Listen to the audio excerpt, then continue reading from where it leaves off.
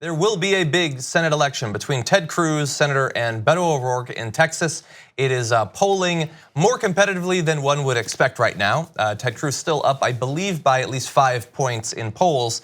But he might be getting a little bit nervous because recently he has expressed interest in having Donald Trump come and help him out, saying, "I would certainly welcome his support, and I hope to see him in Texas. I think we are likely to see the president down in Texas before the election." Now, this is something that a Republican senator running for re-election in Texas generally would not need much help. But Ted Cruz is apparently thinking that having Donald Trump could be necessary sooner rather than later. Okay, so two things. Apparently this guy's father was helped assassinate JFK. That's true. Also, That's true. Donald Trump is going to spill the beans on Heidi Cruz, Ted Cruz's wife. Yeah, so why don't we talk about this? Because here's the thing. Ted Cruz is the saddest sack that has ever sacked. He was one of the last primary opponents to Donald Trump. They had a vicious primary, far more vicious on the Republican side than the Democratic side. And Donald Trump insulted him personally in a way that we have not seen in this country for like 140 years. It used to be, way back, it used to be pretty brutal. But now it was not just brutal, but also incredibly public. So Donald Trump tweeted this at one point. Let's bring this up. He retweeted, I should say, Don Vito 08. A picture's worth 1,000 words. No need to spill the beans, the images are worth 1,000 words. With a purposefully bad picture chosen of Ted Cruz's wife and a picture of Melania there as well. No need to spill the beans, because check it out. The hashtag line Ted was like, it was one of his, he has his monikers for people and he pushes it. Not that you should copy what Trump did, but just throw Lion Ted out there every once in a while to make sure people remember what it was as he's asking for support from Donald Trump to come down. I would hope to see him here, Lion Ted, would hope to see him come down and support me. Yeah. I have a follow-up question, Lying Ted. How exactly should Trump help you after labeling you Lying Ted for the rest of your life? After I was reminded by Brett Ehrlich that his tagline that he wanted was Trust Ted. Oh yeah.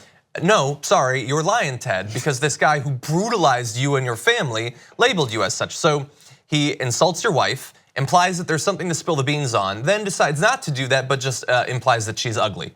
So then we get to the father, Rafael Cruz. So Donald Trump said this in 2016, his father was with Lee Harvey Oswald prior to Oswald's being, shot. I mean, the whole thing is ridiculous. What is this, right prior to his being shot and nobody even brings it up? They don't even talk about that. That was reported and nobody talks about it. I mean, what was he doing? What was he doing with Lee Harvey Oswald shortly before the death, before the shooting? It's horrible. He never even mentioned JFK in that whole thing. He didn't mention JFK there because I'm not sure that he knows, but he is saying that Ted Cruz's father was involved in the assassination of a president because he read it in the National Enquirer, which we now know was working for his campaign at the time. He said Ted Cruz's wife is ugly and his dad is a political assassin. And Ted Cruz now wants his help to get elected, but he's been through a couple levels of I guess sort of depressing purgatory since then. If we bring up this picture, this is famous from the election, him making calls for Trump, please support the man who called my wife ugly. Please support the guy who asserted that my father's a murderer. Then, when Time included Trump as one of the top 100 most whatever people, Ted Cruz wrote the ode to Donald Trump saying, President Trump is a flashbang grenade thrown into Washington by the forgotten men and women. The fact that his first year as commander-in-chief disoriented and distressed members of the media and political establishment is not a bug, but a feature. As was when he called your wife ugly. It wasn't a bug, it was a feature. It was a flashbang of saying that your wife is ugly. He is a Texas politician running in Texas where everything is bigger and not to be messed with, except perhaps you and your family if you want to be the leader of Texas. Because he can call your dad a murderer, he can call your wife ugly, and you will bow your head and ask for his help the next time you need to run for re-election. Ted Cruz's campaign slogan is, don't mess with Texas, but you can mess with my wife. What will he say about your children in the next election if he needs to, Ted Cruz? Like, I don't like the ridiculous machismo, especially in Texas. It's ridiculous, it doesn't make any sense.